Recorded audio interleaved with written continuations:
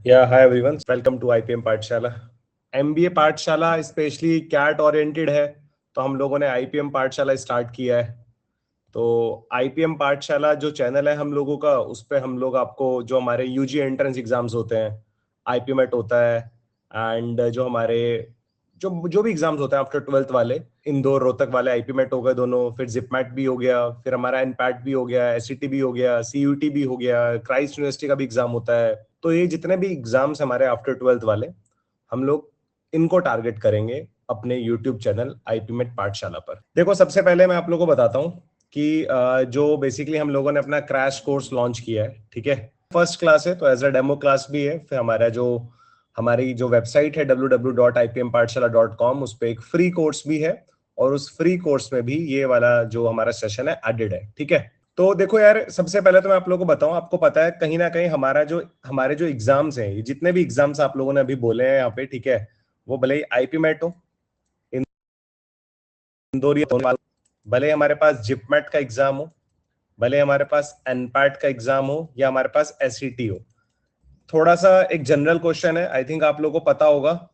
हमारा इन सभी एग्जाम्स में से जितने भी एग्जाम्स मैंने अभी यहाँ पर आपके स्क्रीन पर लिखे हैं, वो भले ही इंदौर हो, रोहतक हो, जिपमैट हो, एनपैट हो, एसईटी हो, इन सभी एग्जाम्स में हमारा क्वेश्चंस के बेसिस पे एक अच्छे लेवल का एग्जाम कौन सा होता है, जिसका लेवल अच्छा होता है, जिसमें अच्छे लेवल के क्वेश्चंस आते हैं। आपको आइडिया है ना कौन सा है वो एग्जाम हमारा? इंदौर है, बहुत बढ़िया, ठीक है। हाँ, और उसके बाद हमारे मतलब जहां तक मुझे लगता है, जैसे रोहतक है, जिपमैट है, एनपैट है, एसईटी है, इनका लेवल एक जैसा मैं बोल सकता हूँ, ठीक है। थोड़ा ऊपर नीचे हो सकता है, बट हम इनको बोल सकते हैं सेम लेवल के एग्जाम में। इंदौर का लेवल थोड़ा अलग होता है, थोड़ा सा हमारा सिलेबस भी इसमें थोड़ा हायर मैथमेटिक्स भी आ जाता है, जो आपने बेसिकली 11th 12th क्लास में मैथ्स पढ़ा है, तो हम लोग वो वाला पार्ट भी कवर करेंगे, ठीक है, जो आता है। और बात रहती है इन सभी एग्जाम्स में, आपको कहीं ना कहीं पता होगा, अगर मैं एक, क्योंकि एग्जाम वाइज जो पूरा वीडियो है, डिटेल वीडियो मैंने आपके चैनल आईपीएम पाठशाला पे डाला हुआ है ना। आपको पता होगा कि इंदौर का सिलेबस क्या है, रोहतक का सिलेबस क्या है, पूरा पूरा उसमें एग्जाम का सब कुछ मेंशन्ड है। जिपमेट क्या होता है, एनपेट क्या होता है, एसईटी क्या होता है, इन सभी की डिटेल्ड वीडियोस ऑलरेडी हमारे यूट्यूब पे अपलोडेड है। अब पॉइंट ये है, ठीक है, हाँ, पॉइंट मेरा ये है यहाँ पर, तो कहीं ना कहीं दो चीजें हमें दिखाई दे रही लग रही है, ठीक है। हमें इन सब में एक लेवल की चीजें पढ़नी है, बट आप जब ये मुझे ये बोल रहे होते हो कि सर इंदौर का लेवल अच्छा है, जब आप मुझे बोल रहे हो तो सर इंदौर का लेवल अच्छा है, तो अच्छे लेवल के क्वेश्चंस करने के लिए जैसे फर्स्ट पार्ट तो वही है कि हमारा जो बेसिक्स फंडामेंटल है वो हमारे बहुत सॉलिड होने चाहिए। देखो, इट्स अ क्रैश कोर्स और हमारे पास टाइम भी लिमिटेड है, तो हम लोग सिस्टमेटिक पढ़ेंगे, बट हम लोग इस हिसाब से पढ़ेंगे कि जो हमारा सिलेबस है वो भी टाइमली कंप्लीट हो, क्योंकि हमें सारे टॉपिक्स का एक तरह से रिवीजन करना है, ठीक है। पढ़ने हमें सारे सारे टॉपिक्स, हर टॉपिक में क्या चीज इंपॉर्टेंट है हमें वो भी पढ़नी है। तो मैं आपका ज्यादा टाइम वेस्ट नहीं करूंगा, बट मैं आपसे ये एक्सपेक्ट करूंगा कि आपको अपने एग्जाम का एटलीस्ट पैटर्न पता होना चाहिए। अगर आपको अपने एग्जाम का पैटर्न तक नहीं पता है, तो आप प्लीज आईपीएम पाठशाला यूट्यूब चैनल पे जाके इन हर एक एग्जाम के बारे में मैंने डिटेल वीडियो बनाया हुआ है। अगर आप चाहते हो मैं किसी और एग्जाम के लिए भी कोई डिटेल वीडियो बनाऊं, तो आप मुझे बता सकते हैं, सजेशन दे सकते हैं, मैं उसके बारे में भी वो वीडियो बना दूंगा। देखो, आज का जो हमारा टॉपिक है, और मैं एक मोटा मोटा आइडिया दे देता हूं। जैसे हमारा जो सिलेबस है, जैसे उसमें अरिथमेटिक है, अरिथमेटिक के अंदर हम लोग 9 से 10 टॉपिक्स पढ़ते हैं गाइस। अरिथमेटिक के अंदर हम लोग 9 से 10 टॉपिक पढ़ते हैं। वो टॉपिक्स मैं आप लोगों को बता देता हूं कौन कौन से हैं, वो टॉपिक्स मैं आप लोगों को बता देता हूं कौन कौन से हैं, ठीक है। थोड़ा सा देखिएगा जरा यहाँ पर, वो टॉपिक मैं आपको बता देता हूं। जैसे topics like ratio, proportion and variation, ये हमारा पहला टॉपिक है guys. Ratio, proportion and variation. Then percentages, फिर हमारे पास आएगा प्रॉफिट लॉस डिस्काउंट, ठीक है। फिर हमारे पास आएगा सिंपल इंटरेस्ट, कंपाउंड इंटरेस्ट। फिर हमारे पास आएगा एवरेजेस, एवरेजेस है। फिर हमारे पास मिक्सचर एलिगेशन आएगा, फिर हमारे पास मिक्सचर एलिगेशन आएगा। सारे कौन से टॉपिक्स हैं? हमारे अर्थमेटिक के टॉपिक हैं।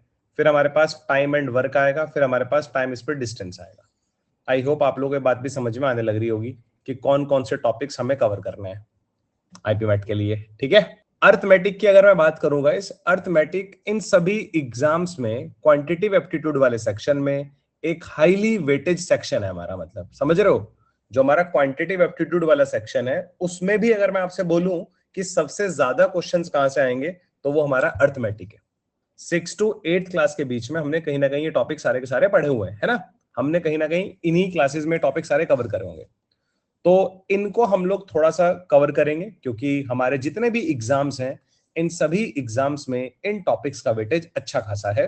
तो हमें सबसे पहले ऑन प्रायोरिटी, मतलब सजेशन तो ये है कि ऑन प्रायोरिटी हमें इनको कवर करना चाहिए। क्वांट वाले सेक्शन में आपको सबसे ज्यादा क्वेश्चंस इन्हीं टॉपिक से दिखेंगे, ठीक है। तो इसी सीरीज में जो हमारा पहला टॉपिक है जो आपने आज देखा भी होगा वो कौन सा है, रेशियो प्रपोर्शन वेरिएशन। अगर आप मुझे ये भी बोलेंगे सर आप ये भी बता दो कितने कितने क्वेश्चन आते हैं, तो मैं आपको ये भी बता दूंगा ड्रिल वीडियो में, बट अभी मुझे लग नहीं रहा है कि हमें एग्जैक्ट वो बताने की जरूरत है। हाँ, हम इससे काम चला सकते हैं कि सबसे ज्यादा ये आता है तो इसको सबसे पहले पढ़ेंगे अपन लोग, फिर पढ़ना अलजेब्रा भी है, पढ़ना नंबर सिस्टम भी है। ऐसा नहीं है कि हमें टॉपिक्स नहीं पढ़ने, हमें ये भी पढ़ने हैं, ठीक है। सबसे ज्यादा वेटेज हमारे पास इसका आएगा, ये बात आप ध्यान से देखो जरा। चलो अब आगे बढ़ते हैं जरा। रेशियो के कुछ फंडामेंटल्स मैं आप लोगों को बताऊंगा, थोड़ा जल्दी बताने की कोशिश करूंगा। आप लोगों को कहीं पर भी डाउट होता है तो अभी आप देखो लाइव क्लास देख रहे हो और आपको क्लासेस लाइव ही देखनी है, मैं ये भी बता रहा हूं आप लोगों को, ठीक है। इसमें आपका बेनिफिट क्या है गाइस, इसमें आपका बेनिफिट क्या है मैं आपको बताता हूं। देखो अभी अगर आपको कोई भी डाउट आएगा तो आपको पता है आपके पास हैंड रेस करने का फीचर है, मालूम है ना आपको, आपके पास हैंड रेस करने का फीचर है। आप हैंड रेस करके मुझसे 1 to 1 बात करके अपना डाउट कवर कर सकते हो, क्लियर कर सकते हो। कोई अगर किसी स्पेशल क्वेश्चन में आपको डाउट भी है तो आप वो भी क्वेश्चन की पिक्चर डाल के मुझसे पूछ सकते हो। तो बेसिकली ये सारी की सारी चीजें आपको क्लियर करनी है क्लास में। लाइव क्लास का सबसे बड़ा बेनिफिट यही होता है गाइस। देखो सबसे पहले एक अच्छी वैरायटी क्वेश्चन की मैं आपको कराऊंगा। जैसे मैं आपको बोलता हूं यहाँ पर, अभी मैं आपको कॉन्सेप्ट बता रहा हूं, जैसे मैंने आपको बोला कि यार A/B 2/3 है और B/C 3:4 है, ये मैंने आपको बोला। और यहां से मैं आपसे अगर A/C का रेशो पूछता हूं, देखो हो सकता है कुछ लोगों को लगे सर बहुत बेसिक से पढ़ा रहे हैं, मैं ये चेक कर रहा हूं कि भी आपको कितना पता है। यहां से मैं आपसे पूछता हूं बताओ यार A/C कितना होगा, तो बताओ कितना होगा A/C। इट्स 1:2, बिल्कुल सही बात है आकाश कुमार ओमे, बिल्कुल सही। कभी भी हमारे पास दो रेशोज आए, यहां पर रेशो में A/B था और यहां पर B/C था, इन दोनों रेशोज में कॉमन क्या था, इन दोनों रेशोज में कॉमन क्या था, B was common. In these two ratios B was common, इन दोनों रेशोज में B कॉमन था। अगर इन दोनों रेशोज में B कॉमन है तो प्रैक्टिकल क्या, प्रैक्टिकल अप्रोच क्या बोलती है, अगर दोनों में B आ रहा है तो दोनों में B की वैल्यू भी सेम होनी चाहिए, दोनों में B की वैल्यू भी सेम होनी चाहिए। B यहां पर भी 3 है और B यहां पर भी कितना है 3, B यहां पर भी 3 और B यहां पर भी कितना है 3 है, ये बात समझ में आने लग रही है। अगर ये दोनों वैल्यूज हमारे पास सेम नहीं होती, फॉर एग्जाम्पल B यहां पर 3 है और यहाँ पे 4 होता है, यहाँ पे 5 होता है, ठीक है, ये रेशियो इस तरह से बन जाता, फिर मैं इन दोनों को सेम बनाता। रेशियो प्रपोर्शन चैप्टर में एक हमारा कॉन्सेप्ट है गाइस एलसीएम, मतलब बहुत जगह यूज होता है। अभी एलसीएम का मतलब आपको पता होगा आई थिंक बचपन से, एलसीएम होता है least common multiple. Least common multiple, जैसे मैं आपसे बोलता हूं what is the LCM of 6 and 8, 6 और 8 का एलसीएम क्या होगा, what is the LCM of 6 and 8, 6 और 8 का एलसीएम क्या होगा बताओ जरा, इट्स 24, ठीक है। हाँ, एलसीएम पूछा मैंने, एचसीएफ नहीं पूछा आकाश, एलसीएम लीस्ट कॉमन मल्टीपल, नाम से क्लैरिटी होनी चाहिए, 6 और 8 का एलसीएम निकालना है, 6 और 8 का। इसमें जो m है वो m क्या डिनोट करता है यहाँ पर, मल्टीपल। इसमें जो m है वो क्या डिनोट करते हैं यहाँ पर, मल्टीपल। तो लीस्ट सबसे छोटा, कॉमन और मल्टीपल, सबसे छोटा कॉमन मल्टीपल अपने को बताना है। तो 6 और 8 का सबसे छोटा कॉमन मल्टीपल क्या होगा, वो 24 है। प्रैक्टिकली अगर मैं आप लोगों को बताऊं, मतलब थोड़ा सा अगर आप ऑब्जर्व करो, इन वर्ड्स को तीनों को समझो, रटो मत, लीस्ट कॉमन मल्टीपल, इसका मतलब ये है 24 सबसे छोटा नंबर ऐसा है जो 6 और 8 दोनों के टेबल में आता है, वही तो एलसीएम होगा, ठीक है। अब जैसे अगर मैं आपसे पूछता हूं कभी भी ऐसे दो नंबर्स का अगर आपको एलसीएम निकालना है जिनमें कुछ भी कॉमन नहीं है, मैंने आपसे बोला बताओ भाई 5 और 7 का एलसीएम क्या होगा, कभी मैंने आपसे पूछा बताओ 5 और 7 का एलसीएम क्या होगा, ऐसे दो नंबर्स जिनमें कुछ भी कॉमन नहीं है। सर कुछ भी कॉमन नहीं से आपका क्या मतलब है बोलने का, जैसे 5 है तो मैं 5 को 5 into 1 बोल सकता हूं ना, 7 है मैं उसको 7 into 1 बोल सकता हूं ना, बताओ जरा। कभी भी इन दोनों नंबर्स में 1 के अलावा तो कुछ भी कॉमन नहीं है ना, और 1 तो सब में आता है यार। आप दुनिया में किसी भी नंबर को into 1 करके बोल सकते हो, कहने का मतलब ये हुआ जैसे 23 है तो मैं 23 को 23 into 1 बोल सकता हूं ना, तो 1 तो सब में कॉमन आता है। 1 के अलावा इन दोनों में कुछ और कॉमन है क्या? नहीं है। तो ऐसे दो नंबर्स जिनमें 1 के अलावा कुछ भी कॉमन नहीं होता, उनको हम लोग क्या बोलते हैं? उनको हम बोलते हैं को प्राइम नंबर्स। उनको हम लोग क्या बोलते हैं? को प्राइम नंबर्स बोलते हैं। को प्राइम नंबर्स ऐसे दो नंबर्स होते हैं जिनमें 1 के अलावा कुछ भी कॉमन नहीं होता। को प्राइम नंबर्स ऐसे दो नंबर होते हैं जिनमें 1 के अलावा कुछ भी कॉमन नहीं होता। उनको हम क्या बोलते हैं? को प्राइम नंबर्स बोलते हैं। तो इन दोनों का एलसीएम क्या आएगा? इन दोनों को मल्टीप्लाई कर दो। इन दोनों को मल्टीप्लाई करते तो कितना आ गया? 35 आ गया। यहां तक की बात आपको क्लियर है? कभी भी ऐसे दो नंबर का अगर एलसीएम निकालना है जिनमें कुछ भी कॉमन नहीं है, जैसे मैं आपसे बोलता हूं what is the LCM of 5 and 13, क्या 5 और 13 में कुछ कॉमन है क्या? क्या 5 और 13 में कुछ कॉमन है क्या? नहीं है। तो इन दोनों को जस्ट मल्टीप्लाई कर दो। इन दोनों को जस्ट मल्टीप्लाई कर दो, 65 इज द एलसीएम।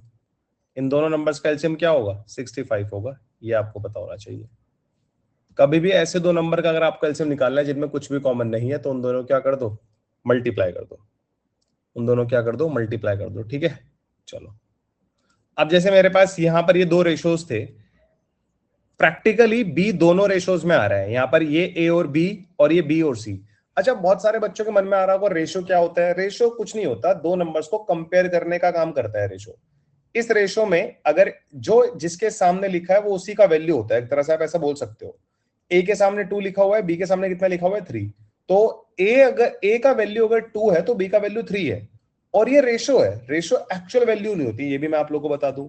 रेशो जो है वो एक्चुअल वैल्यू नहीं होती गाइस। ठीक है, A2 है, B3 है, इधर B3 है और C4 है, इधर B3 है और C4 है। ठीक है, इन दोनों रेशो, इनमें क्या आ रहा है? A और B आ रहा है। इनमें क्या आ रहा है? B और C आ रहा है। इन दोनों में A और B है, इन दोनों में B और C है। तो B प्रैक्टिकली दोनों में कॉमन है। तो B की जो वैल्यू है वो दोनों जगह सेम रहनी चाहिए। B यहां पर भी 3 है, B यहां पर भी 3 है, दिख रहा है।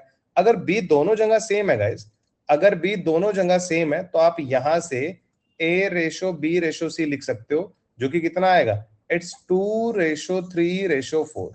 इट्स 2/3/4। ये बात आपको समझ में आ गई? अब अगर ये दोनों वैल्यूज अलग अलग होती तो एक डिफरेंट क्वेश्चन बन जाता, तो मैं उसका भी बता देता हूं एक बार, ठीक है? क्योंकि रेशो के फंडामेंटल्स तो यही है, A/B, B/C। मान लो अगर ये मेरे पास 3/5 होता और ये मेरे पास 7/8 होता, तो अब मैं क्या कर रहा होता? B यहां पर 5 है, यहां पर 7 है, तो B तो एक ही वैल्यू है, तो दोनों जगह वो अलग अलग कैसे हो सकता है? बिल्कुल भी नहीं हो सकता। तो हम यहां पर क्या लेते हैं? एलसीएम लेते हैं। हम लोग यहां पर क्या लेते हैं? एलसीएम लेते हैं। और किस किस का एलसीएम लेते हैं? 5 और 7 का, जो कि कितना आएगा? 5 और 7 का एलसीएम कितना आएगा? 35 आएगा। तो मैं इन दोनों को 35 बनाता। अब रेशियो की एक प्रॉपर्टी होती है, आप ऊपर नीचे सेम नंबर से मल्टीप्लाई कर सकते हो। ये 5 है, इसको आपको 35 बनाना है, तो 7 से मल्टीप्लाई कर दो। ठीक है, हाँ, 7 से मल्टीप्लाई कर दो, इंटू 7 कर दो। यहां पर भी इंटू 7 कर दो, और यहां पर भी इंटू 7 कर दो, यहां पर भी इंटू 5 कर दो, और यहां पर भी इंटू 5 कर दो। ये बात समझ में आ गई? ठीक है, मैंने दोनों क्या कर दिया? रेशो की प्रॉपर्टी होती है, आप सेम नंबर से ऊपर नीचे मल्टीप्लाई कर सकते हो। तो मैंने ऊपर नीचे दोनों 47 से मल्टीप्लाई कर दिया, इधर ऊपर नीचे मैंने 5 से मल्टीप्लाई कर दिया। इसका बेनिफिट क्या हुआ? जो बी था वो यहां पर भी 35 बन गया, जो बी है वो यहां पर भी 35 बन गया। बी दोनों जगह क्या बन गया? सेम बन गया। तो आगे बढ़ते हैं जरा। अब यहां से अगर मैं आपसे कॉमन रेशो पूछूं कि जरा बताओ भाई A/B/C कितना होगा, तो ए के सामने कितना लिखा हुआ है? 21 लिखा हुआ है। बी के सामने कितना लिखा हुआ है? 35। और सी के सामने कितना लिखा हुआ है? 40। It's very simple guys. मुझे नहीं लग रहा कि ये ऐसी बातें जो आपसे नहीं आती होंगी, आपने बचपन में इन पे बहुत सॉलिड तरह से काम किया है। एक तरीका तो हमारे पास ये हुआ कि भैया हमने इन दोनों को एलसीएम लेके सेम बना दिया, बट हमारे पास एक तरीका और भी है, स्पेशली जो हम लोग कॉम्पिटिटिव एग्जाम में यूज करते हैं। वो तरीका क्या है मैं आपको वो भी बताता हूँ। स्पेशली वो तरीका जो हम लोग कॉम्पिटिटिव एग्जाम में यूज करते हैं, मैं आपको वही बताता हूँ। तो A/B 3:5 है और B/C 7:8 है। तो how many variables these are? ये कितने वेरिएबल्स हैं पहले जरा मुझे बताओ। टोटल ये कितने वेरिएबल्स हैं? 3। तो आप पहले इनको लिख लो एज इट इज। ये एग्जाम वाला तरीका है, एग्जाम में कैसे करना है आपको। ये टोटल वेरिएबल्स 3 है। हाँ बिल्कुल सही बात है। पहले वाले रेशो में अगर मैं पहले वाले रेशो की बात करूंगा, अगर मैं पहले वाले रेशो की बात करूं तो मुझे क्या दिया हुआ है? 3:5 दिया हुआ है, तो लिख लो। और वो क्या दिया हुआ है? ए और बी, इसलिए मैंने ए के सामने 3 लिखा, बी के सामने 5 लिखा। दूसरे वाले में B/C दिया हुआ है 7/8, तो B के सामने 7 लिख लो और C के सामने 8 लिख लो। लिख लोगे? B के सामने 7, C के सामने 8। पहले वाले में A के सामने 3, B के सामने 5। यहां पर C खाली बचा और यहां पर A खाली बचा है। बताओ जरा, यहां पर C खाली बचा है। C खाली बचने का मतलब क्या है? यहाँ पर हमें पहले वाले रेशो में हमें सी की वैल्यू नहीं पता थी, दूसरे वाले रेशो में हमें ए की वैल्यू नहीं पता थी। इसका मतलब ये हुआ पहले वाले रेशो में हमें सी की वैल्यू नहीं पता थी, दूसरे वाले रेशो में हमें अपने को ए की वैल्यू नहीं पता है, तो ये दोनों वैल्यूज मिसिंग है। इस तरह की अगर वैल्यूज आपके मिसिंग है तो आपको कुछ नहीं करना होता, पड़ोसी की हेल्प लेके इनको लिख देना होता है, ठीक है। जैसे यहाँ पर ये सी, इसका सी का पड़ोसी कौन है यहाँ पर बताओ जरा मुझे। सी का पड़ोसी 5 है, तो शांति से यहाँ पर 5 लिख दो, शांति से यहाँ पर 5 लिख दो। इसका पड़ोसी कौन है और इसका पड़ोसी कौन है, यहाँ पर 7 है, तो शांति से यहाँ पे 7 लिख दो। अब आपको कुछ नहीं करना, बस इनको वर्टिकली मल्टीप्लाई कर लो, इनको वर्टिकली मल्टीप्लाई कर दो आप, आपको अब कुछ नहीं करना, वर्टिकली इनको मल्टीप्लाई कर देना है। तो देख लो जरा मल्टीप्लाई करके क्या आएगा। 7 इंटू 3 कितना होता है 21, 7 इंटू 3 कितना होता है 21, 7 इंटू 5 कितना होता है 35, 8 इंटू 5 कितना होता है 40। So this is the ratio guys, ये रहा हमारा रेशो, ये रहा हमारा रेशो, बताओ जरा, ठीक है। क्या पहले भी यही आया था, क्या हमारा रेशो पहले भी यही आया था? पहले हम लोगों ने कौन से मेथड से किया था, एलसीएम मेथड से। अब हमने कौन से मेथड से किया है, पड़ोसी मेथड से। पड़ोसी मेथड हमारा ऐसा नहीं है कि सिर्फ 3 वेरिएबल्स होंगे तभी लगेगा, नहीं, हम 4 वेरिएबल्स में भी लगा सकते हैं, हम 5 वेरिएबल्स में भी लगा सकते हैं, हम 6 वेरिएबल्स में भी लगा सकते हैं। और मैं ये इसको कब यूज करूंगा गाइस, जब मुझे बेसिकली क्या करना होगा, मुझे तीनों का कंबाइनेशन निकालना होगा। यहां पर हमें ए और बी का इंडिविजुअल रेशो दिया था, और हमें यहाँ पर बी और सी का इंडिविजुअल रेशो दिया था। यहाँ पर मुझे ए और बी का इंडिविजुअल रेशो दिया था, और यहाँ पर मुझे बी और सी का इंडिविजुअल रेशो दिया था। ये इंडिविजुअल रेशोज थे। मैंने क्या किया, यहाँ से कंबाइन रेशो निकाल लिया एबीसी का। मैंने यहाँ से किया क्या, कंबाइन रेशो निकाल लिया मैंने एबीसी का। चलो आगे बढ़े, फिर आगे बढ़े गाइस। अब जैसे इसी के बेसिस पे अगर मैं आपसे बोलता हूं कि यार ए बाय बी, बी बाय सी और सी बाय डी, ए बाय बी का वैल्यू अगर 2/3 है, बी बाय सी का वैल्यू अगर 4/5 है, और सी बाय डी का वैल्यू अगर मेरे पास 3/5 है, तो बताओ जरा यहां पर हमारे पास ए बी सी डी का कंबाइन रेशो क्या होगा, बताओ। Combine ratio A B C D का कंबाइन रेशो क्या होगा, A ratio B ratio C ratio D क्या होगा, ये अपने को बताना है। और हमें ये इंडिविजुअल दे रखा है, कुछ नहीं करना, लिखना है इनको। पहले हमें 2:3 दिया हुआ है, पहले वाला जो अपने को रेशो दिया हुआ है वो 2:3 दिया हुआ है। बी और सी की वैल्यू अपने को 4:5 दी हुई है, और इसकी वैल्यू अपने को 3:5 दी हुई है। मिसिंग पार्ट देख लो कहां पर है हमारे पास, हमारे पास मिसिंग पार्ट देख लो, यहाँ पर सी है और यहाँ पर डी मिसिंग है, यहाँ पर ए मिसिंग है और यहाँ पर डी मिसिंग है, यहाँ पर ए मिसिंग है और यहाँ पर बी मिसिंग है। ये बताओ जरा, है ना, क्योंकि हमें दो दो दे रखे हैं। ए और बी जब दिया हुआ है तो सी और डी मिसिंग है, बी और सी हमें जब दिया हुआ है तो ए और डी मिसिंग है, सी और डी जब हमें दिया हुआ है तो ए और बी मिसिंग है। मुझे तो नहीं लग रहा कि इसके अलावा कुछ और यहाँ पर मिसिंग है गाइस, ये बताओ जरा। पड़ोसी की हेल्प लेनी है और इनको खत्म कर देना है गाइस। देखो ले लेते हैं पड़ोसी की हेल्प। यहाँ पर 3 आएगा, यहाँ पर भी 3 आएगा, यहाँ पर 5 आएगा, यहाँ पर 4 आएगा, यहाँ पर 3 आएगा, यहाँ पर भी 3 आएगा। हो गया काम, हो गया काम सॉल्व, बिल्कुल। अब आप देख रहे हो, आपको इन तीनों को मल्टीप्लाई करना है, फिर इन तीनों को भी मल्टीप्लाई करके यहाँ लिखना है, फिर इन तीनों को भी मल्टीप्लाई करके यहाँ पे लिखना है, इन तीनों को भी मल्टीप्लाई करके यहाँ पे लिखना है, इन तीनों को मल्टीप्लाई करके यहाँ पे, इन तीनों को मल्टीप्लाई करके यहाँ पर, इन तीनों को मल्टीप्लाई करके यहाँ पर, और इन तीनों को मल्टीप्लाई करके यहाँ पर कर देते हैं इनको मल्टीप्लाई। जरा बताओ मुझे, 4 इंटू 2 8 इंटू 3 24 यहाँ पर आएगा, 12 इंटू 3 36 यहाँ पर आएगा, 5 इंटू 3 15 इंटू 3 45 यहाँ पर आएगा, 25 इंटू 3 75 यहाँ पर आएगा। ये बताओ जरा मुझे, क्या ये समझ में आया आप लोगों को? चलो अब बेसिकली अगर मैं देखूं तो ये तीनों के तीनों नंबर हमारे 3 से डिवाइड हो जाएंगे ना, क्योंकि यार जब मैं इनको मल्टीप्लाई कर रहा था 3 यहां पर भी था, इन तीनों को जब मल्टीप्लाई कर रहा था 3 यहां पर भी आ रहा था, इन तीनों को मल्टीप्लाई कर रहा था 3 आ रहा था, इन तीनों को मल्टीप्लाई कर 3 आ रहा था।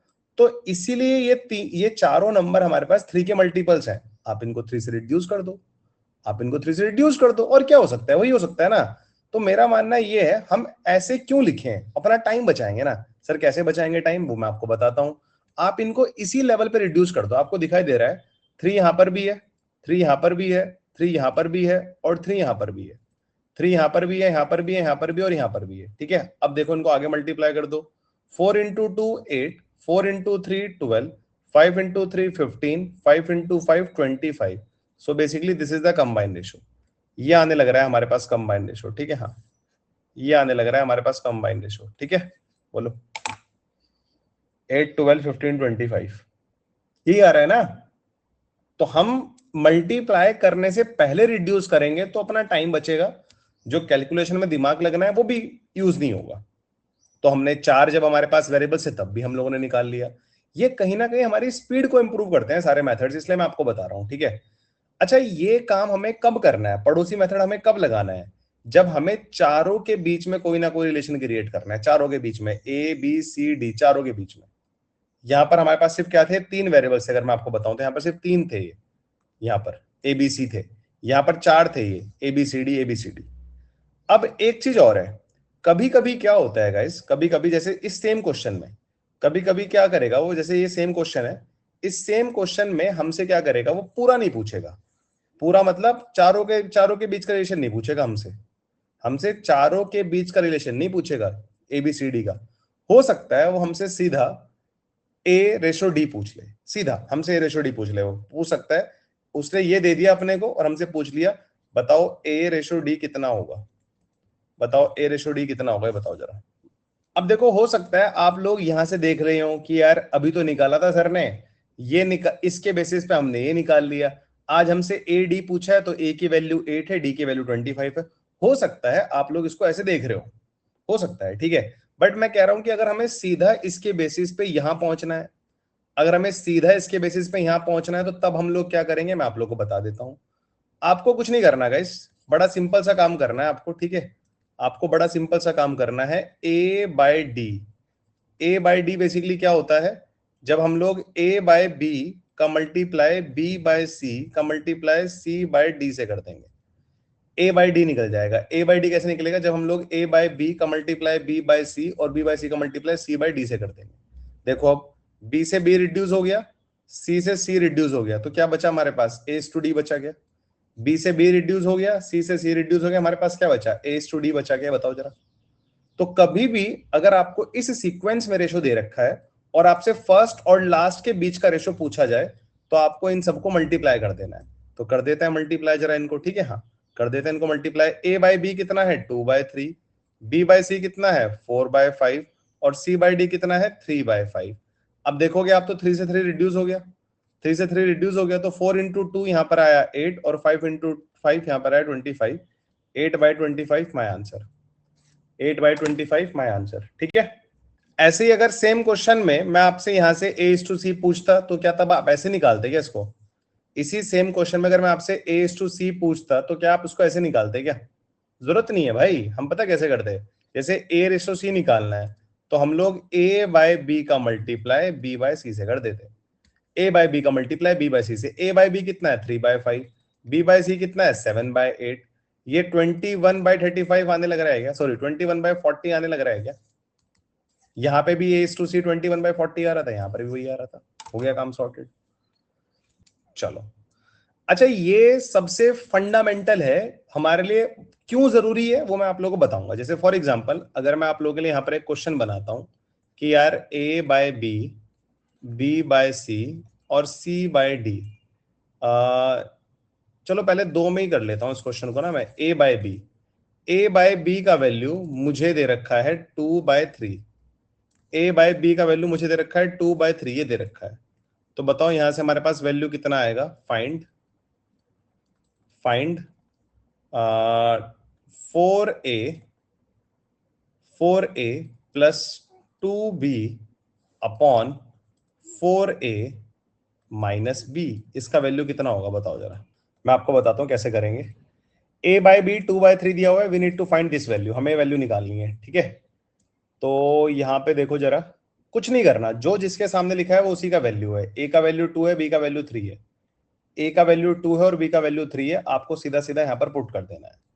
बचपन में आप लोग पता कैसे करते थे, इसको के मान के करते थे, अगर मैं आपको याद दिलाऊं, पता आप क्या करते थे, let A is equals to 2k and B is equals to 3k, ये कर रहे होते थे आप लोग।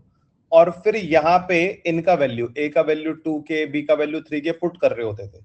याद आ रहा है कुछ ऐसा, क्लास 7th 8th की यादें अगर ताजा हो रही है तो ऐसा कुछ याद आ रहा होगा कि हाँ लोग ऐसा, हम कुछ ऐसा करते थे। ए को 2k पुट किया और हमने बी को 3k पुट कर दिया यहाँ पर, ठीक है। ए को 2k पुट कर दिया और बी को हमने 3k पुट कर दिया, ठीक है। चलो, लेकिन आज मैं वो के मानने वाला तरीका अप्लाई नहीं करूंगा गाइस, हमें लिटरली जरूरत नहीं है उसकी। जो के मानने वाला तरीका, हमें लिटरली उसकी जरूरत नहीं है, हम लोग सीधा सीधा उसको कर सकते हैं यहाँ पर, ठीक है। कैसे करेंगे वो मैं आपको बताता हूँ। देखो, ए के सामने क्या लिखा हुआ है 2 और बी के सामने क्या लिखा हुआ है 3, तो आप ए को तो 2 पुट कर दो और बी को 3 पुट कर दो, जहां जहां पर आपको ए और बी दिखाई दे रहा है। तो 4 इंटू ए कितना है 2 प्लस 2 इंटू बी कितना है 3 डिवाइड बाय 4 इंटू ए कितना है 2 माइनस बी कितना है 3 है। तो देखो कितना बन गया हमारे पास यहाँ पर 8 और 6 कितना बन गया हमारे पास 14 और 8 माइनस 3 कितना बन गया 5। 14/5 माय आंसर। 14/5 क्या होगा, मेरा आंसर होगा। समझ में आ रहा है ना ये समझ में आ रहा है। चलो अब इससे आगे बढ़ता हूं जरा मैं। इसी सेम क्वेश्चन में अगर आपसे पूछ लिया जाता, इसी सेम क्वेश्चन में अगर आपसे पूछ लिया जाता, जैसे a बाय बी दिया हुआ है, ठीक है। चलो जो फाइंड, अगर हमें ये फाइंड करना होता, फाइंड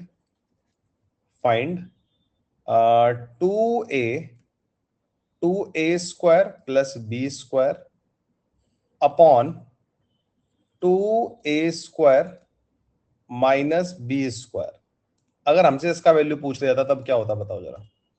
हमें ये दिया हुआ है और हमसे अगर इसका वैल्यू पूछ लिया जाता तो क्या होता बताओ। चलो देखो, a2 है b3 है, कर देते हैं जरा इसको यहां पर सॉल्व। a2 है b3 है, तो 2, a का वैल्यू कितना है 2 और यहां पर हमें a स्क्वायर पुट करना है। हमें यहां पर क्या पुट करना है, a स्क्वायर पुट करना है। पता है वैसे तो मैं आपको एक डायरेक्टली तरीका बताऊंगा अभी, ठीक है। क्यों मैं आपको क्वेश्चन करा रहा हूं, इसके पीछे रीजन भी है। आप मतलब किसी भी एग्जाम की तैयारी कर रहे हो, जितने भी एग्जाम आपके यूजी एग्जाम्स हैं, ये स्पीड ब्रेकर क्वेश्चन है। स्पीड ब्रेकर तो नहीं बोलूंगा, मतलब हमारी एक्सपेक्टेशन को खराब करने वाला क्वेश्चन है। हम एक्सपेक्ट करके आएंगे कि हमारा आंसर ही आएगा, बट वो आंसर आता नहीं है। रीजन है उसके, कुछ बताऊंगा क्या टाइप है उसमें, ठीक है। सीखना, बट आप अभी सीखने का टैलेंट रखना अपने अंदर। a2 है b3 है, हमें दे रखा है और हमें ये निकालना है। तो अगर मैं आपको बोलूं यहां पर गाइस, हाँ, अगर मैं आपको बोलूं यहां पर आपको क्या करना है, पहले चेक करना है। सर क्या चेक करना है तो बताओ। हमें चेक करना है, हमारे पास दो वेरिएबल्स थे ए और बी, हमारे पास दो वेरिएबल्स थे ए और बी, ठीक है। हमारे पास दो वेरिएबल्स थे ए और बी, ठीक है ना। अब यहां पे देख लो, वेरिएबल की पावर देखो, ये पूरा न्यूमरेटर है जो हमें फाइंड करना है और ये हमारा पूरा डिनोमिनेटर है। ये हमारा पूरा न्यूमरेटर है, हमारा डिनोमिनेटर है। न्यूमरेटर में अगर मैं चेक करता हूं तो a का पावर कितना है 2, है ना। और अगर मैं यहां पे चेक करता हूं, यहां पर भी क्या है, a का पावर 2 है। मैं यहां पे चेक करता हूं तो b का पावर 2 और यहां पर भी क्या है, ये b का पावर 2 है। ये बात समझ में आ रही है। तो न्यूमरेटर और डिनोमिनेटर में, न्यूमरेटर और डिनोमिनेटर में दोनों जगह, ठीक है, हाँ, दोनों जगह मैं देख पा रहा हूं कि हमारे पास वेरिएबल्स की जो पावर है वो सेम है, ठीक है, हाँ। वेरिएबल्स की जो पावर है, यहां पर पावर ए स्क्वायर है, यहां पर बी स्क्वायर, यहां पर भी ए स्क्वायर, यहां पर बी स्क्वायर, दोनों वेरिएबल्स की पावर क्या है, सेम है, ठीक है। चलो देखते हैं जरा अब इसको हम आगे, हाँ, आगे देखते हैं जरा। तो वैल्यू पुट कर दो बस। अच्छा, ए का वैल्यू 2 है, तो अगर मैं यहां से आपसे पूछूं तो ए स्क्वायर कितना होगा, ठीक है। ए का वैल्यू 2 है तो ए स्क्वायर कितना होगा 4। बी का वैल्यू 3 है तो बी स्क्वायर कितना होगा 9। ऐसा बोल सकता हूं मैं इस रेशो के बेसिस पे, इस रेशो के बेसिस पे मैं ऐसा बोल सकता हूं क्या, बताओ जरा मुझे। हाँ, इस रेशो के बेसिस पे ऐसा बोल सकता हूं। ये मैंने इस रेशो के बेसिस पे बोला है, और रेशो के बेसिस पे अगर बोल रहा हूं ना तो इट्स बेटर मैं नीचे यहां पर रेशो ही लगा दूं, क्योंकि रेशो एक्चुअल वैल्यू नहीं होती कोई, गाइस आपको पता होना चाहिए। रेशो कोई एक्चुअल वैल्यू होती है, एक रिलेशन होता है। तो अगर a बाय बी का वैल्यू 2/3 है, तो यहां से a square by B square का वैल्यू कितना होगा, क्या 4/9 होगा क्या। अगर a बाय बी का वैल्यू 2/3 है तो a square by B square का वैल्यू 4/9 होगा ना। बस ये पता होना चाहिए आपको। अब a स्क्वायर को 4 पुट करना है, बी स्क्वायर को 9 कर देते हैं। जरा देखो जरा इसमें, 2 a स्क्वायर कितना है 4 प्लस बी स्क्वायर कितना है 9 अपॉन 2 ए स्क्वायर कितना है 4 और बी स्क्वायर कितना है 9। 8 प्लस 9 17 और 8 माइनस 9 इज -1, तो ये आएगा -17 पूरा का पूरा सॉल्व करके। यही मेरा आंसर है। डिनोमिनेटर में 1 हो या -1 हो, इनका इंपैक्ट नहीं पड़ता। अगर डिनोमिनेटर में -1 आ रहा है बस वो ऊपर शिफ्ट हो जाएगा, इस बात का ध्यान रखना। क्या ये चीज आपको क्लियर है क्या? ये बताओ जरा। हाँ, कैसे किया मैंने, आपको भी समझ में आया? मैंने वैल्यू, आप देख लेना, मेरी बात को ध्यान से सुनो। मैंने ए स्क्वायर और बी स्क्वायर का वैल्यू पुट करने से पहले, ए स्क्वायर और बी स्क्वायर का वैल्यू पुट करने से पहले मैंने इनका पावर चेक किया था कि पावर सेम है क्या। पावर सेम था तभी मैंने यहां पर इनको सॉल्व किया है। अब आगे देखो जरा, अगर मेरे पास ये क्वेश्चन आ जाता है ए बाय बी इज 3/5, ये मेरे पास क्वेश्चन आ गया, ए बाय बी इज 3/5, तो बताओ हमारे पास यहां पर 2a square 2a square minus B upon A square plus 2b square, इसका वैल्यू बताओ क्या होगा। पहले मैंने क्या कहा था, देखो मैं यहां से इसके बेसिस पे मैं सीधा सीधा ए स्क्वायर बाय बी स्क्वायर कर सकता हूं, जो कि कितना आएगा 9/25 कर सकता हूं ना। ए स्क्वायर बाय बी स्क्वायर कितना कर सकता हूँ, 9/25 कर सकता हूँ। बताओ जरा पहले मुझे, मैं यहां से ये रेशियो निकाल सकता हूं इसके बेसिस पे। और अब हम क्या बोलते हैं कि ए स्क्वायर का वैल्यू 9 है तो बी स्क्वायर का वैल्यू 25 है, बोलते हैं हम लोग, ये अभी तक हम यही बोल रहे थे। बट ये वाली वैल्यूज हम लोग तब पुट करते हैं अगर ऊपर नीचे पावर सेम है। आप चेक करो, यहां पर तो ए स्क्वायर है गाइस, अगर मैं देखूंगा तो यहां पर तो क्या है मेरे पास, ए स्क्वायर है। अगर आप ध्यान से देख रहे हो तो ये ए स्क्वायर है, यहां पर भी ए स्क्वायर है, यहां पर भी ए स्क्वायर, यहां पर भी ए स्क्वायर, और यहां पर बी है और यहां पर बी स्क्वायर है। तो क्या बी की पावर तो ऊपर नीचे सेम है क्या? क्या ऊपर नीचे बी की पावर सेम है क्या? जरा मुझे बताओ। नहीं है, ऊपर नीचे बी की पावर सेम ही नहीं है, तो इट मींस मैं वैल्यू पुट ही नहीं कर पाऊंगा। भले ही आपने इसके बेसिस पे वैल्यू निकाल ली हो, लेकिन आप इनको पुट नहीं कर पाओगे। रीजन क्या है, वो रीजन मैं आप लोगों को बता देता हूँ गाइस। रीजन क्या होता है इसके पीछे वो मैं आपको बताता हूँ, थोड़ा समझिएगा बस आप लोग। थोड़ा ट्रेडिशनली समझाऊंगा आपको, सो डेट नेक्स्ट टाइम से आप इसको बिना देखे, मतलब बिना सॉल्व करे सीधा आंसर पे मार्क कर दें। मैं इस लेवल पे आपको ले जाऊंगा, बस आपको उसके लिए मेरी 2 मिनट बात सुननी पड़ेगी। देखो, ए बाय बी 3/5 दिया हुआ है, तो हम लोग यहां से लेट कर सकते हैं ना, हम लोग यहां से लेट कर सकते हैं ना कि ए का वैल्यू 3k है और बी का वैल्यू 5k है। ए का वैल्यू 3k और बी का वैल्यू 5k है, मैं बोल सकता हूं ना? ये बताओ जरा, ए स्क्वायर का वैल्यू कितना होगा? ए स्क्वायर का वैल्यू 9k स्क्वायर होगा और बी स्क्वायर का वैल्यू कितना होगा, 25k स्क्वायर होगा। ये बताओ जरा, ए स्क्वायर का वैल्यू 9k स्क्वायर होगा और बी स्क्वायर का वैल्यू 9k स्क्वायर होगा। तो आपने इसके बेसिस पे ये लेट किया और फिर यहां से ए स्क्वायर और बी स्क्वायर का वैल्यू निकाल लिया। अब यहां पे पुट कर दो इन वैल्यूज को, देखते हैं क्या आएगा। तो ये आएगा 2, ए स्क्वायर आएगा 9k स्क्वायर माइनस बी आएगा हमारे पास 5k अपॉन ए स्क्वायर आएगा मेरे पास 9k square plus B square कितना है 25k स्क्वायर, लेकिन ये बी स्क्वायर का ट्वाइस है तो 25 का ट्वाइस हो जाएगा 50k स्क्वायर आ जाएगा क्या? ये बताओ जरा। हाँ, ये बोलो। यहां पे अगर आप देख रहे होंगे ऊपर यहाँ पे के स्क्वायर और यहाँ पर के है, यहाँ पर के स्क्वायर और यहाँ पर के है, दोनों में से सिर्फ के कॉमन आ रहा है। दोनों में से सिर्फ क्या कॉमन आ रहा है? के कॉमन आ रहा है, तो हम लोगों ने के कॉमन ले लिया। के कॉमन लिया तो यहाँ पे कितना बचेगा, देखो 9 इंटू 2 18, के स्क्वायर में से के कॉमन ले लिया तो 18k कॉमन बचेगा। यहाँ पे के कॉमन ले लिया तो बाहर कितना बचेगा, 5 बचेगा। ठीक है, चलो के स्क्वायर यहाँ पर भी है, के स्क्वायर यहाँ पर भी है, तो हमने के स्क्वायर भी कॉमन ले लिया। तो यहाँ पर मेरे पास क्या आएगा बताओ जरा, के स्क्वायर भी कॉमन लेने के बाद क्या आएगा, यहाँ पे 9 आया, यहाँ पे 50 आया, तो 9 + 50 कितना आ जाएगा, 59 आ जाएगा।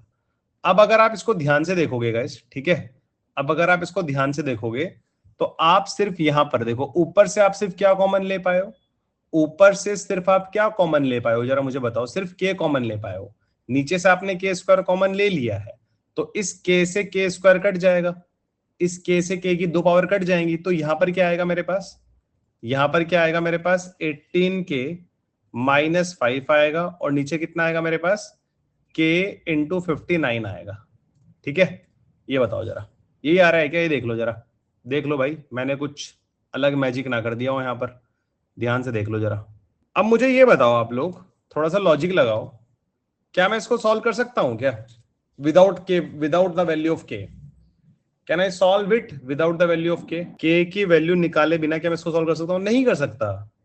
हमारा जो ये रिलेशन है ये टोटली किस पे डिपेंडेंट है? अभी हमारा जो ये रिलेशन है टोटली किस पे डिपेंडेंट है बताओ? This relation is totally dependent on which value, के। तो और के किसने इंट्रोड्यूस किया था क्वेश्चन में? हु इंट्रोड्यूस द वेरिएबल के इन दिस क्वेश्चन? हमने खुद इंट्रोड्यूस किया था। रेशो से हमने पहले के बनाया था। अब आज हम इस लेवल पे बुरा फंस गए हैं कि हमें खुद ही के का वैल्यू नहीं पता कि के का वैल्यू कितना होगा। तो बेस्ट आंसर क्या होगा इसका? वहां पे एक ऑप्शन आएगा, कैन नॉट बी डिटरमाइंड। तो कभी भी अगर आपके पास ये दे के आपसे ये पूछ रहा है, आपको ये दे के अगर आपसे ये पूछ रहा है, तो आपका आंसर होगा कैन नॉट बी डिटरमाइंड। लेकिन कब होगा कैन नॉट बी डिटरमाइंड? जब हमारी ऊपर नीचे पावर्स क्या होंगी? अलग अलग होंगी। यहां पे ये स्क्वायर है, यहां पर स्क्वायर है, बट यहां पर बी है और यहां पर बी स्क्वायर है। यहां पर बी है बट यहां पर बी स्क्वायर है। तो ऊपर नीचे पावर्स क्या हैं? ऊपर नीचे पावर्स क्या हैं? अलग अलग हैं। पावर्स अगर सेम होती, ऊपर नीचे अगर पावर सेम होती, तो मैं डेफिनेटली इसका आंसर निकाल सकता था, तब मैं इसका आंसर डिटरमाइन कर सकता था। But right now my answer is can not be determined. समझ में आया कब हमारा answer can not be determined होगा? अब अगर मैं आपको फॉर एग्जाम्पल, आप एग्जाम देने जाते हो और आपके पास क्वेश्चन आ जाता है कि यार हमारे पास एक रिलेशन बन गया यहाँ पे, जस्ट अ मिनट, मैं सीधा क्वेश्चन की पिक्चर दे दूं तो आई थिंक ज्यादा बेटर रहेगा, लिखने का टाइम बचेगा ना। चलो देखो, डू ट्राई दिस वन। अब कुछ क्वेश्चन दे रहा हूं, जो कॉन्सेप्ट्स मैंने पढ़ाए हैं ना, उनके बेसिस पे कैसे क्वेश्चंस बनते हैं। Powers are not same, yes. और देखो ए और बी दिया हुआ है, ए रेशो बी दिया हुआ है 4/5। फाइंड क्या करना है हमें? फाइंड क्या करना है? a minus 3b। अगर मैं थोड़ा सा इसको आपके लिए ढंग से लिखूं तो ये है मेरे पास a minus 3b upon 2a minus B square. क्या वेरिएबल की पावर ऊपर नीचे सेम है क्या? यहां पर a का पावर 1 है, यहां पर b का पावर 1 है, यहां पर b है और यहां पर b स्क्वायर है, यहां पर b है और यहां पर क्या है? b स्क्वायर है। तो ऊपर नीचे वेरिएबल का पावर सेम नहीं है। जब वेरिएबल का पावर सेम नहीं होता तब हमारा आंसर क्या आता है? तब हमारा आंसर क्या आता है? Can not be determined. Can not be determined is the correct answer. अब देखो कितना टाइम लगा हमें इस क्वेश्चन को सॉल्व करने के लिए, कितना टाइम लगा। अब लेकिन जो बच्चा अधूरी नॉलेज के साथ एग्जाम में जाएगा, पता वो क्या करेगा? बोलेगा अरे सर ने बताया था A4 है B5 है, पुट कर देते हैं। वो ही बोलेगा कि A को 4 पुट कर देते हैं और B को 5 पुट कर देते हैं, A को 4 पुट कर देते हैं माइनस B को 5 पुट कर देते हैं। वो ये काम कर रहा होगा। यहां से उसका एक रेशो आएगा। क्या रेशो आ रहा है अगर हम सॉल्व करें तो? ऊपर तो आ रहा है -11, 8 माइनस 25, नीचे आ रहा है हमारे पास -17, ये 11/17 आ रहा है। ऑप्शन बनाने वाले बड़े चालाक 11/17 भी एक ऑप्शन में दे के रखेंगे, तो वो बच्चा 11/17 टिक कर देगा। बट इसका एक्चुअल आंसर क्या है? Can not be determined. इसलिए मैंने बोला था कि ये कहीं ना कहीं हमारी एक्सपेक्टेशन बदल देता है। ऐसा क्वेश्चन है, हमें लगता है कि नहीं भाई 11/17 इसका सही आंसर है, बट इसका जो करेक्ट आंसर है वो कैन नॉट बी डिटरमाइंड है। क्लियर है बात? चलो, अब जो हमने पढ़ा है बेसिकली उसके बेसिस हम इसको सॉल्व कर सकते हैं। अभी तक हम लोग क्या पढ़ रहे थे? पावर, सिंगल पावर होती थी। जैसे कि मैं आपको एक क्वेश्चन दिखाऊं, जैसे जो मैं आपको पढ़ा रहा था, सिंगल पावर थी और मैं पावर 2 पे जा रहा था। अब ये उसका रिवर्स क्वेश्चन है, सेम क्वेश्चन है गाइस। आज हमें दोनों जगह पावर, न्यूमरेटर में भी पावर 3 है दोनों वेरिएबल्स की और डिनोमिनेटर में भी, और हमें सिंगल पावर पे पहुंचना है। क्या आएगा? हमें सिंगल पावर पे पहुंचना है, क्या आएगा? ठीक है, तो 10a³ plus 4b³ upon 11a³ minus 15b³ is 7/5, है ना? चलो इसको क्रॉस मल्टीप्लाई कर लेते हैं अब जरा।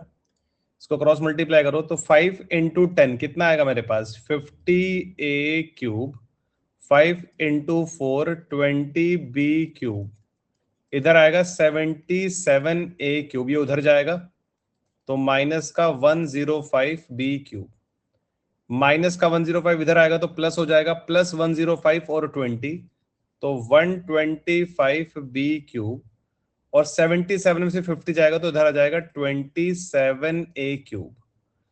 27 को उधर ले आओ, b³ को उधर ले जाओ तो 125/27 इज a का पावर 3 डिवाइड बाय b का पावर 3। a का पावर 3 बाय b का पावर 3। अब a का पावर 3 इतना है और b का पावर 3 इतना है, तो अगर मैं यहां से दोनों साइड क्यूब रूट ले लेता हूं, भाई क्यूब रूट लेना, स्क्वायरिंग करना, क्यूब करना, स्क्वायर रूट लेना, ये सब वैलिड है, इसमें कोई दिक्कत नहीं है। जैसे जब मैं यहां पर ये कर रहा था ना कि यार देखो जब a बाय बी 2/3 दिया हुआ है तो a² बाय स्क्वायर 4/9 होगा। जब मैं ये वाला काम कर रहा था तो this was also valid guys, ये भी वैलिड था, दिस वाज आल्सो वैलिड, ये भी वैलिड था। सिमिलरली यहां पर अगर मैं देख रहा था दिस वाज आल्सो वैलिड, ये मैं यहां पर इसको कर रहा था तो ये भी वैलिड था हमारे पास, ये भी वैलिड था। ठीक है, अब यहां से सीधा अगर हम देखें तो a का पावर 3 और b का पावर 3 इतना इतना है, a का पावर 3 और b का पावर 3 इतना इतना है। तो मुझे बताओ यहां से a बाय बी कितना होगा, a का क्यूब इतना है, b का क्यूब इतना है, तो a बाय बी कितना होगा यहां से जल्दी से बताओ। क्या यहां से a बाय बी, ये किसका क्यूब है 5 का, और एक इसका क्यूब है 3 का, तो क्या ये 5/3 होगा क्या, क्या ये 5/3 होगा क्या, बताओ जरा। तो इसके बेसिस पे मैंने ये निकाल लिया, इसके बेसिस पे मैंने निकाल लिया, और a और b का वैल्यू मैं यहां पर पुट कर सकता हूं।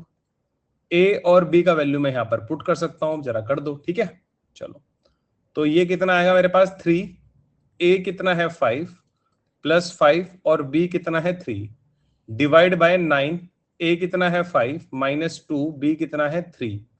तो देखो जरा इसको, 15 और 15 कितना बनेगा 30, 45 माइनस 6 कितना बनेगा 39। तो ये कितना आ रहा है, क्या 10/13 आ रहा है क्या?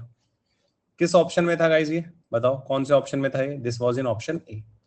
All clear? चलो फिर आगे बढ़ूं, यहाँ पे कॉमा है ये, if this equals to this equals to this equals to 5/2 comma then find the value of this relation. ये रेशियो का साइन है, मतलब बेसिकली ये न्यूमरेटर है डिनोमिनेटर है, बेसिकली ये न्यूमरेटर है और ये डिनोमिनेटर है, ये कहना चाह रहा हूं मैं। देखो it's a very amazing question guys. P by Q is equals to R by S is equals to T by U। इसका वैल्यू अपने को ये दिया हुआ है, ठीक है 5/2, और हमें ये बताना है जो यहाँ पर लिखा हुआ है। It's very amazing question guys, बहुत ही कंफ्यूजिंग क्वेश्चन है, बच्चे गलत करते हैं इस तरह क्वेश्चंस को। मैं आपको वो क्वेश्चंस बेसिकली बता रहा हूँ कॉन्सेप्ट पढ़ाने के बाद जहां पे आप गलती कर सकते हो। ठीक है, तो थोड़ा सा है मेरा वो फोकस, इधर देखना जरा। हमें क्या दिया हुआ है, देखो हमें दिया हुआ है P by Q is equals to R by S is equals to T by U, और ये कितना दे रखा है अपने को 5/2। ये तीनों आपस में इक्वल हैं अगर मैं ढंग से देखूं तो, यहां पर P by Q इसके इक्वल है और ये इसके इक्वल है और ये 5/2 के इक्वल है। अगर ये खाली मतलब ये तीनों आपस में इक्वल है, इनका वैल्यू 5/2 है, तो मैं इनको ऐसे भी तो बोल सकता हूं ना गाइज, मतलब समझने वाली बात है बस। मैं इसको ऐसे भी तो बोल सकता हूं ना कि इसका वैल्यू ये है, इसका वैल्यू ये है, और इसका वैल्यू ये है। मैं ये भी तो बोल सकता हूं ना, इनको बताओ जरा, इसका वैल्यू ये है, इसका वैल्यू ये है और इसका वैल्यू है, मैं ये भी तो बोल सकता हूं ना, ये बताओ जरा, चलेगा ना? तो मेरा कहने का मतलब है कि हम यहीं से इस चीज को समझ ले तो ज्यादा बेटर है। अगर हम यहीं से समझ लें इस चीज को तो ज्यादा बेटर है ना हमारे लिए, यहीं से समझ लिया हम लोगों ने इसको।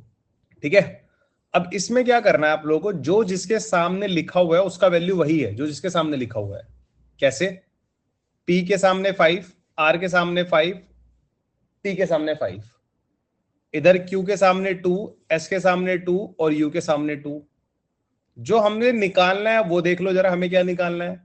हमें निकालना है A P cube minus B R cube plus C T cube upon, ठीक है, हाँ, अपॉन में क्या है गाइस? अपॉन में है A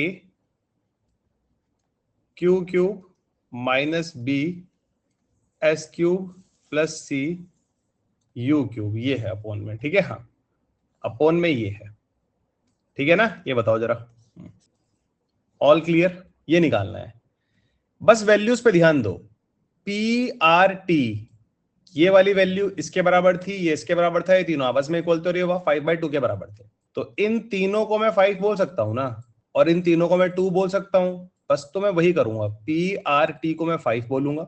कर देते हैं यहाँ पे, A T का वैल्यू कितना है, तो 5 का पावर 3 माइनस B R कितना है 5 का पावर 3 प्लस C T कितना है 5 का power 3 divide it by A Q कितना है 2 का पावर 3 माइनस B S कितना है 2 का पावर 3 प्लस C U कितना है 2 का पावर 3। अब क्या मैं इन तीनों एक्सप्रेशंस में से 5 का क्यूब कॉमन ले सकता हूं क्या? क्योंकि यहां पर भी है, यहां पर भी है और यहां पर भी है। तो मैंने 5 का क्यूब कॉमन ले लिया तीनों एक्सप्रेशंस में से, तो यहां पर क्या बचा मेरे पास, a, आगे बचा -b और आगे बचा प्लस का c। ऐसे ही नीचे देखो जरा, 2 का क्यूब यहां पर भी है, यहां पर भी है, यहां पर भी है, तो 2 का क्यूब मैंने कॉमन ले लिया, तो नीचे कितना आएगा मेरे पास, a -b प्लस का c। इसको सॉल्व कर लो गाइस, इसको सॉल्व कर लो। अब देखो a -b प्लस c है ना, हाँ, a -b प्लस c, तो ये इससे रिड्यूस हो गया, ये इससे रिड्यूस हो गया, तो कितना आया मेरे पास, 5 का पावर 3 और 2 का पावर 3, तो 5 का पावर 3 कितना है 125 और 2 का पावर 3 कितना है 8, तो 125/8 को अगर आप सॉल्व करोगे तो ये 15.625 आता है, इट्स नथिंग 15.625 है ना। अगर आप 125 को 8 से डिवाइड करोगे तो 8 1 जा 8, 4 आया, 5 आया, 8 5 जा 40, फिर 5 पॉइंट लगाया जीरो, समझ रहे हो। तो अगर मैं इसको सॉल्व करूंगा, सो दिस इज 15.625, ठीक है। ये वो क्वेश्चन है जिनसे हम एक्सपेक्ट करके जाते हैं कि तो ठीक होगा, बट हो वो गलत जाता है। ये वो क्वेश्चंस करा रहा हूं मैं, ठीक है। फंसोगे तुम इनमें पक्का, तो ध्यान से करना जरा इनको, थोड़ा ध्यान से करना। Giving you 2 questions in your homework guys, 2 question मैं आपको होमवर्क में दे रहा हूं। एक तो ये क्वेश्चन आपको होमवर्क में ट्राई करना है, और एक ये क्वेश्चन आप लोगों को होमवर्क में ट्राई करना है। ये 2 क्वेश्चन आप लोगों के होमवर्क हैं, फिर मैं इनको नेक्स्ट क्लास में सॉल्व कराऊंगा, ठीक है। हाँ, बाकी अगर आपका कोई और भी फ्रेंड इन एग्जाम्स को टारगेट कर रहा है, आईपी मैट हुआ, इंदौर रोहतक दोनों हमारे पास, क्या कहते हैं, एनपैट हुआ, एसईटी हुआ, जिमैट हुआ, सीयूटी भी हुआ, क्राइस्ट भी हुआ, तो इन सब के लेवल में, क्योंकि सिलेबस मोस्टली कॉमन है हमारा, ठीक है, बस आईपी मैट इंदौर में थोड़ा हमारा डिफिकल्टी लेवल बढ़ जाता है, तो आप लोग अपने फ्रेंड्स के साथ भी शेयर कर सकते हो, ठीक है। हमारा जो क्रैश कोर्स है बहुत ही मिनिमल प्राइस पे है गाइस, हमारा जो क्रैश कोर्स है बहुत ही मिनिमल प्राइस पे है, जिसमें हम लोग आपको विदाउट मॉक्स इसका प्राइस 2499 है और विद मॉक्स का प्राइस 4499 है। इसके रिगार्डिंग अगर आपको कोई भी डाउट होता है तो आप इन नंबर्स पे हमारी टीम को कॉल भी करके पूछ सकते हो।